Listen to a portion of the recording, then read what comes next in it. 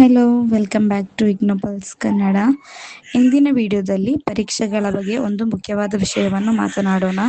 ಈಗಾಗಲೇ ಹಲವು ಪರೀಕ್ಷೆಗಳು ಆರಂಭವಾಗಿವೆ ಮತ್ತು ಅನೇಕ ವಿದ್ಯಾರ್ಥಿಗಳು ಪರೀಕ್ಷೆಗಳನ್ನು ಬರೆಯಲು ಶುರು ಮಾಡಿದ್ದಾರೆ.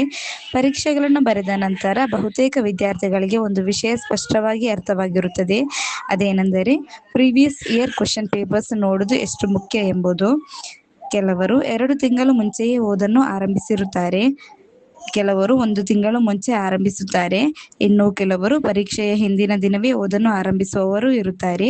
ಏಕೆಂದರೆ ಹೆಚ್ಚಿನ ವಿದ್ಯಾರ್ಥಿಗಳು ಬೇರೆ ಪ್ರೊಫೆಷನ್ ಕೋರ್ಸ್ಗಳನ್ನು ಮಾಡುತ್ತಿರಬಹುದು ಅಥವಾ ಜಾಬ್ ಜೊತೆಗೆ ಓದುತ್ತಿರಬಹುದು. ಆದ್ದರಿಂದ 1 ವರ್ಷ ಪೂರ್ತಿ ಓದಿಗೆ ಮಾತ್ರ ಸಮಯ ಕೊಡಲು ಎಲ್ಲರಿಗೂ ಸಾಧ್ಯವಾಗುವುದಿಲ್ಲ. ಆದರೆ ನೀವು ಯಾವ ರೀತಿಯಲ್ಲಿ ಓದುತ್ತಿದ್ದರೋ ಪ್ರೀವಿಯಸ್ ಇಯರ್ ಕ್ವೆಶ್ಚನ್ ಪೇಪರ್ಸ್ ಅನ್ನು ನೋಡಬೇಕು ಎಂಬುದು. ಸಾಧ್ಯವಾದಷ್ಟು ಅವುಗಳನ್ನು ಸಾಲ್ವ್ ಮಾಡಬೇಕು.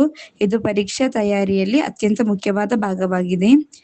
ಈಗ ನಡೆದಿರುವ ಪರೀಕ್ಷೆಗಳನ್ನು ಗಮನಿಸಿದರೆ ಕಳೆದ 3 ಅಥವಾ 4 ವರ್ಷಗಳ ಪ್ರಶ್ನೆ ಪತ್ರಿಕೆಯನ್ನು ಚೆನ್ನಾಗಿ ವಿಶ್ಲೇಷಿಸಿ ಓದಿದ ವಿದ್ಯಾರ್ಥಿಗಳಿಗೆ ಪರೀಕ್ಷೆ ಬಹಳ ಸುಲಭವಾಗಿರುತ್ತದೆ. ಕೇವಲ 1 ಅಥವಾ 2 ವರ್ಷದ ಪ್ರಶ್ನೆ ಪತ್ರಿಕೆಗಳನ್ನು ಮಾತ್ರ ನೋಡಬೇಡಿ.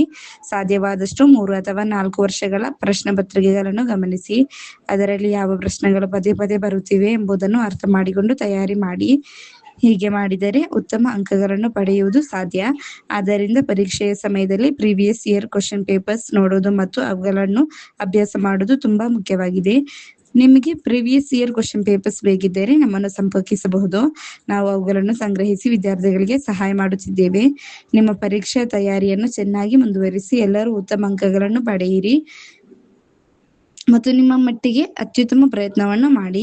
ಇಂತಹ ಉಪಯುಕ್ತ ಶಿಕ್ಷಣ ಸಂಬಂಧಿತ ವಿಡಿಯೋಗಳಿಗೆ ನಾವು ಮುಂದುವರಿಸುತ್ತೇವೆ.